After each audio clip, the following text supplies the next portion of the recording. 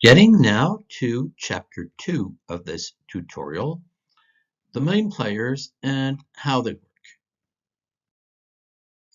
Let's look first at the main players and then second how things work.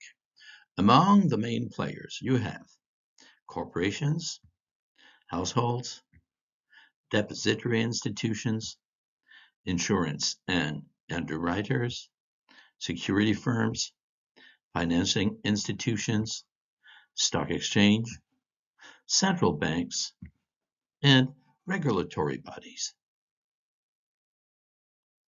Let's begin by corporations.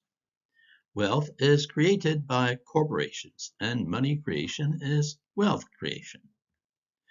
As a matter of fact, corporations are listed on the stock markets, not people, not households. Of course, there is no corporate finance without corporations. Looking now at you and I, households.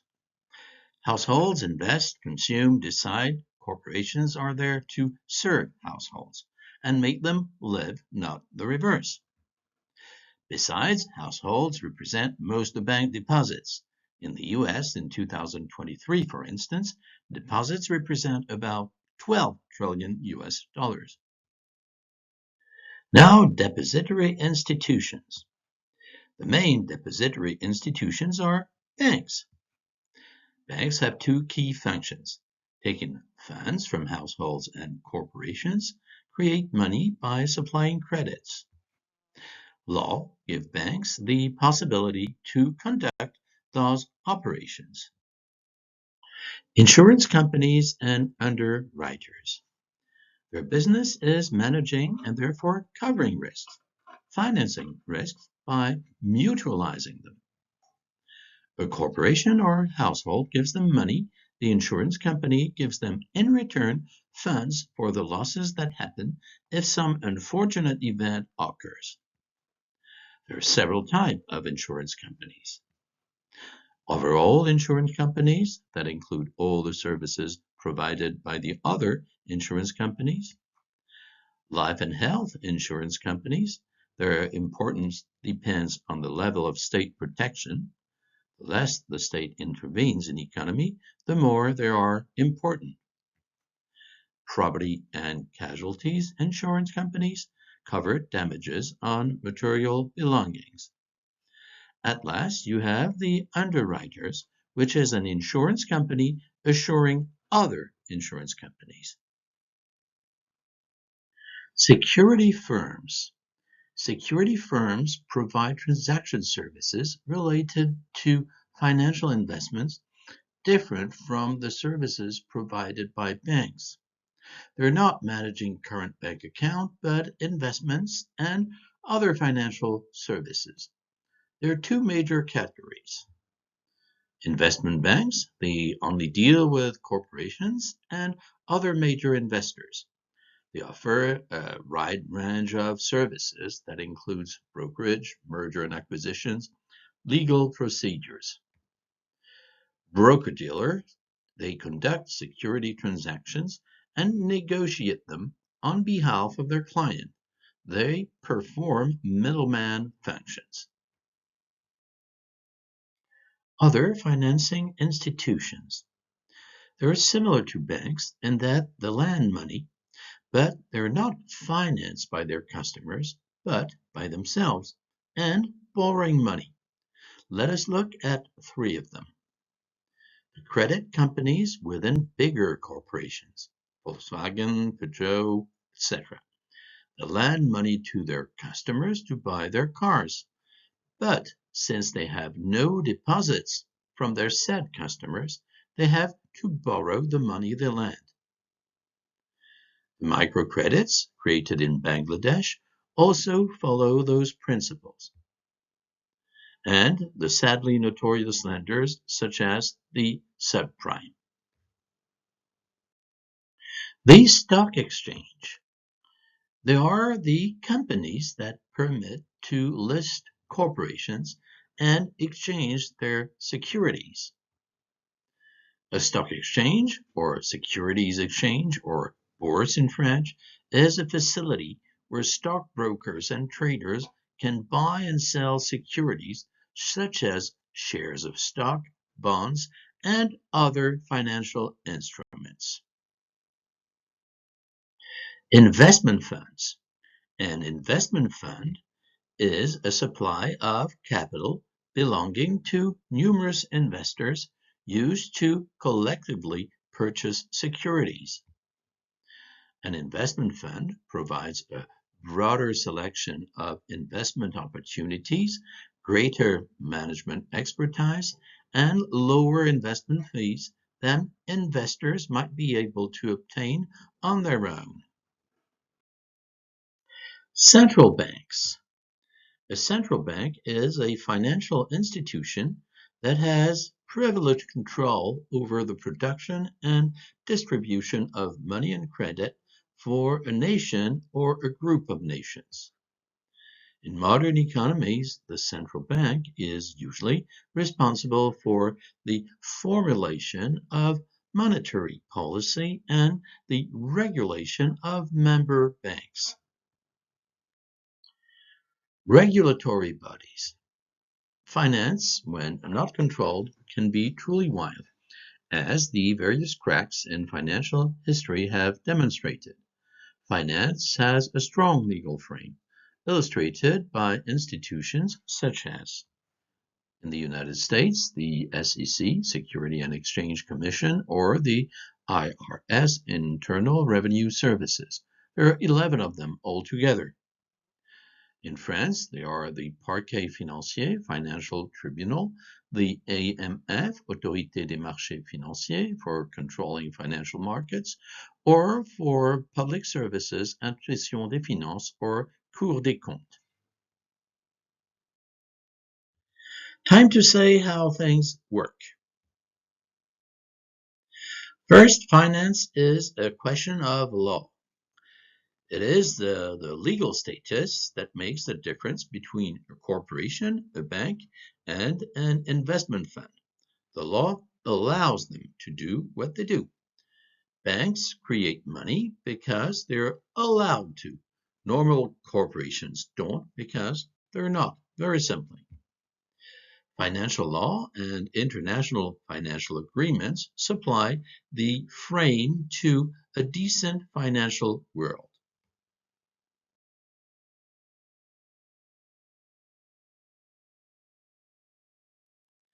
How do financial markets work? Let us look at the stock exchange. Stock exchange are legal structures that permit investors and corporations to exchange stock and bonds. They are key information sources. Listed corporations must issue accounts and activity report. They issue indices such as the Dow Jones 100 FTSE CAC 40.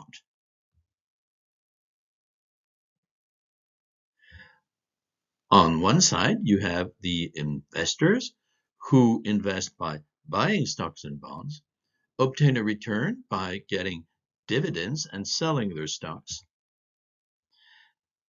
In between, you have the stock exchange, and of course, the corporations that issue stock and obtain capital in return. A company on the stock market is said to be public. In other words, what is the stock exchange? Stock exchange is a corporation with a legal status, just like any other corporation. It is basically a market with or without a roof, requiring the customer companies to pay a fee for their presence. Not much different from another marketplace. In return, companies have the requirement to publish issue information, notably their financial status, activity report, targets, etc., etc. What happens when companies are not on the stock exchange? In other words, when they're not public. This has a name, private equity. Private equity funds are investment funds. The purpose is to raise money for corporations that are not public. How do they work? They are three players in an investment fund, private equity investment fund. The investors, also named LPs or limited partners, that is where the money is from. It can be a major bank, a private person, and so on. The fund itself, which is managed by GPs or general partners, and then the investments, all sorts of companies, usually mid-sized, small companies that are said to be profitable or will be. The investment fund offers the possibility, after a limited period of time, to sell the capital share and make a profit. The investment fund also has varying legal status that change from one type to the next, allowing to conduct some investments and not others. Now, how is the capital market organized? Well, on one side, you have the issuers, the corporations that issue shares for an initial public offering, for instance, which consists in pouring new shares into the market. Same for the capital increase. The banks that issue bonds for most of them, bonds, remember, being debts. States and administration that issue state bonds and state loans. On the other side, you have the investors, the financial and investment banks that conduct mergers and acquisition and have their own capital marketplaces. The management companies that create portfolio for their customers, such as the UCITS in the United States or SICAV in France. The insurance companies, with notably the pension funds, and the investment funds, with the big portfolio funds such as BlackRock or the private equity funds that we just saw. In between, you have the intermediaries, the stockbrokers that buy and sell for their clients, the clearinghouses, which is a banker's establishment where checks and bills from member banks are exchanged, computer-assisted traders that represent actually most of the trade volume, whether in the Europe or the United States now. Remember that most companies do not have access to financial markets, either because they don't want to or because they're not able to. Between 1 and 2% of total companies in the US and in the European Union are listed, are public. Financial markets, however, still represent 72% of capital funding in the United States in the 2020s. On the whole, what are the capital markets for? What are these services supplied by a stock exchange, for example? They provide access to market platforms, supply quotations, values, display market quotes, and give the possibility to negotiate the value of shares. To conclude, what is a day in the life of a stock exchange? Well, a stock exchange has opening hours. A day of exchange is based on the sales of stocks at a certain price, named orders, and offered prices or bid price. Remember, most markets are now online. Euronext has been fully online since 2004. The Palais Brongniart in Paris, historical building of the Paris Stock Exchange, is now an office building. So we've seen where does finance come from and what is it for, the main players and how things work, and the next chapter will be a typology of financial markets.